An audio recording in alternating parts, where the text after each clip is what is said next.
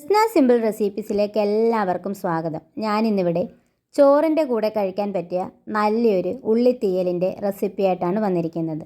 തയ്യാറാക്കുന്നത് എങ്ങനെയാണെന്ന് നോക്കാം. തയ്യാറാക്കുന്നതിനായി ഞാനിവിടെ കുറച്ച് ചെറിയ ഉള്ളിയാണ് എടുത്തിരിക്കുന്നത്. ഇത് നമുക്കിനി ഒന്ന് ചെറുതായിട്ട് അരിഞ്ഞെടുത്തിട്ട് വരാം. ഇതുപോലെ വട്ടത്തിൽ ചെറുതായിട്ട് വേണം അരിഞ്ഞെടുക്കാൻ. നമുക്ക് ചോറിന് കറികളൊന്നും ഇല്ലാത്തപ്പോൾ വളരെ പെട്ടെന്ന് തന്നെ തയ്യാറാക്കി കഴിക്കാൻ പറ്റിയ ഒരു കറിയാണിത്. അതിന് ചെറിയ ഉള്ളിയാണ് ആവശ്യപ്പെട്ടുള്ളത്. സവാളയൊന്നും എടുക്കരുത്. ചെറിയ ഉള്ളി കൊണ്ട് തയ്യാറാക്കുമ്പോഴാണ് നല്ല ടേസ്റ്റോടുകൂടി ഈ കറി നമുക്ക് തയ്യാറാക്കി എടുക്കാൻ പറ്റുന്നത്. ഇതെല്ലാം നമുക്ക് ചെറുതായിട്ടൊന്ന് അരിഞ്ഞെടുത്തിട്ട് വരാം. ഒരു ചെറിയ തക്കാളി എടുത്തിട്ടുണ്ട്, ഒരു പച്ചമുളക് എടുത്തിട്ടുണ്ട്. ഇനി ഇത് നമുക്ക് ചെറുതായിട്ടൊന്ന് അരിഞ്ഞ് ഇതിലേക്ക് ഇട്ട് കൊടുക്കാം. നമുക്ക് ആവശ്യമായിട്ടുള്ളത് കുറച്ച് പുളിവെള്ളമാണ്. അതിന് വേണ്ടി നമ്മൾ എടുക്കുന്ന ഉള്ളിയുടെയും നമുക്ക് വേണ്ട കറിയുടെയൊക്കെ ക്വാണ്ടിറ്റിക്ക് അനുസരിച്ചുള്ള പുളി വേണം എടുക്കാൻ. ഞാനിവിടെ ഒരു നെല്ലിക്ക വലിപ്പത്തിലുള്ള പുളി വെള്ളത്തിലിട്ട് വെച്ചിട്ടുണ്ട്. ഇത് നേരത്തെ ഇട്ട് വെക്കണമെന്ന് കുതിരുന്നതിന് വേണ്ടിയാണ് നേരത്തെ വെള്ളത്തിലിട്ട് വെക്കുന്നത്. നമുക്ക് തീയൽ തയ്യാറാക്കുന്നതിന് വേണ്ടി ഞാനിവിടെ മൺചട്ടിയാണ് എടുത്തിരിക്കുന്നത്.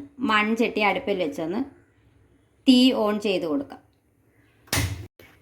ചട്ടി ഒന്ന് ചൂടായി വരുമ്പോൾ നമുക്കതിലേക്ക് വെളിച്ചെണ്ണ ഒഴിച്ചു കൊടുക്കാം. ഒരു 2 ടേബിൾ സ്പൂൺ വെളിച്ചെണ്ണ ഒഴിച്ചു കൊടുക്കുന്നുണ്ട്. എണ്ണ ഒന്ന് ചൂടായി വരുമ്പോൾ നമുക്ക് കുറച്ച് കടുക് ഇട്ട് കൊടുക്കാം.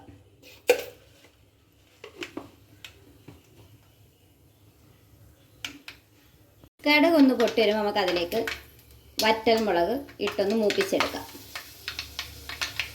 കുറച്ച് കറിവേപ്പിലയും കൂടി ചേർത്ത് കൊടുക്കാം. ഇതെല്ലാം നന്നായിട്ടൊന്ന് മൂത്ത് വരുന്ന സമയത്ത് നമുക്ക് അരിഞ്ഞു വെച്ചിരിക്കുന്ന ചെറിയ ഉള്ളിയും തക്കാളിയും പച്ചമുളകും കൂടി ഇട്ട് കൊടുത്ത് നന്നായിട്ടൊന്ന് വഴറ്റിയെടുക്കണം. ആവശ്യത്തിന് ഉപ്പും കൂടി ചേർത്ത് നന്നായിട്ടൊന്ന് നമുക്ക് മിക്സ് ചെയ്ത് കൊടുക്കാം. ഉള്ളിയും വെളിച്ചെണ്ണ എല്ലാം കൂടെ നന്നായിട്ടൊന്ന് മിക്സ് ചെയ്ത ശേഷം നമുക്കിതൊന്ന് അടച്ച് വെച്ച് വേവിച്ചെടുക്കാം. ഉള്ളി നന്നായിട്ട് വാടി കിട്ടുന്നതിന് വേണ്ടിയാണ് അടച്ചു വെക്കുന്നത്. ഇടയ്ക്ക് നമുക്ക് അടപ്പ് തുറന്നു കൊടുത്തൊന്ന് ഇളക്കി കൊടുക്കണം.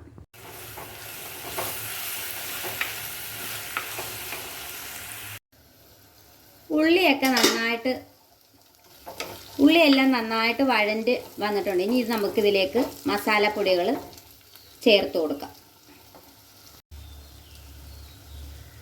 ഞാനിവിടെ 1 ടേബിൾ സ്പൂൺ മുളക് പൊടിയാണ് ചേർത്ത് കൊടുക്കുന്നത്. ഒന്ന് മിക്സ് ചെയ്ത് കൊടുക്കാം. ടീസ്പൂൺ മല്ലിപ്പൊടി ചേർത്ത് കൊടുക്കുന്നുണ്ട്. 1 ടീസ്പൂൺ മഞ്ഞൾപ്പൊടി ചേർത്ത് കൊടുക്കുന്നുണ്ട്. 1 ടീസ്പൂൺ ഉലുവാപ്പൊടിയും കൂടി ചേർത്ത് നമുക്കിതെല്ലാം കൂടെ നന്നായിട്ടൊന്ന് വഴറ്റിയെടുക്കാം. ഈ പൊടികളുടെ എല്ലാം പച്ചമണം മാറുന്നവരെ ഒന്ന് വഴറ്റിയെടുക്കണം. ഈ പൊടിയൊക്കെ ഇതിനകത്ത് കിടന്ന് നന്നായിട്ടൊന്ന് മൂത്ത് വരണം. എന്നാലേ നമ്മുടെ ഈ ഉള്ളിത്തീയലിന് നല്ലൊരു ടേസ്റ്റ് കിട്ടത്തുള്ളൂ. ഈ പൊടിയൊക്കെ പിന്നെ നമ്മൾ എടുക്കുന്ന ഉള്ളിയുടെയൊക്കെ ക്വാണ്ടിറ്റി അനുസരിച്ച് വേണം മസാലപ്പൊടികൾ ചേർത്ത് കൊടുക്കേണ്ടത്. മസാല എല്ലാം നന്നായിട്ട് മൂത്ത് വന്നിട്ടുണ്ട്. ഇനി ഇതിലേക്ക് നമുക്ക് പുളിവെള്ളം ഒഴിച്ചു കൊടുക്കാം.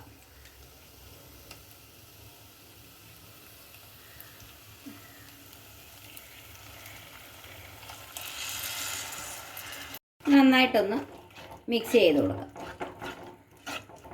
ഇനി ഇതൊന്ന് തിളച്ച് വരുമ്പോൾ നമുക്ക് കുറച്ച് വെള്ളവും കൂടി ചേർത്ത് കൊടുക്കണം. അതൊന്ന് തിളച്ച് വന്നപ്പോൾ ഞാൻ കുറച്ച് വെള്ളവും കൂടി ചേർത്ത് കൊടുക്കുന്നുണ്ട്. ചൂടുവെള്ളമാണ് ചേർത്ത് കൊടുക്കുന്നത്. നമ്മളിങ്ങനെയുള്ള കറികളിലേക്ക് പച്ചവെള്ളം ഒഴിക്കുന്നതിൽ നല്ലത് ചൂടുവെള്ളം ഒഴിച്ചു കൊടുക്കുന്നതാണ്.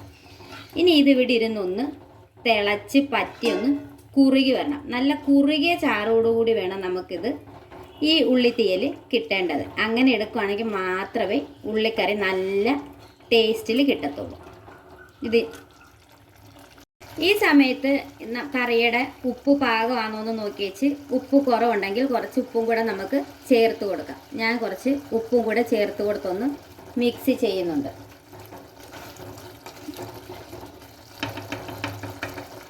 ഇതിനി ഒന്ന് അടച്ച് വെച്ച് പറ്റിച്ചെടുക്കാം. ഉള്ളിത്തീയൽ ചാറൊക്കെ കുറുകി നല്ല സെറ്റായിട്ട് വന്നിട്ടുണ്ട്. ഈ ഒരു പരുവത്തിന് വേണം നമുക്ക് കിട്ടേണ്ടത്. ഇനി നമുക്ക് തീ ഓഫ് ചെയ്ത് മാറ്റി വയ്ക്കാം. ഒരു പാത്രം നിറയെ ചോറുണ്ണുന്നതിന് ഈ ഒരു ഉള്ളിത്തീയൽ മതിയാകും. എല്ലാവരും തയ്യാറാക്കി നോക്കുകയും ഫീഡ്ബാക്ക് അറിയിക്കുകയും ചെയ്യണേ.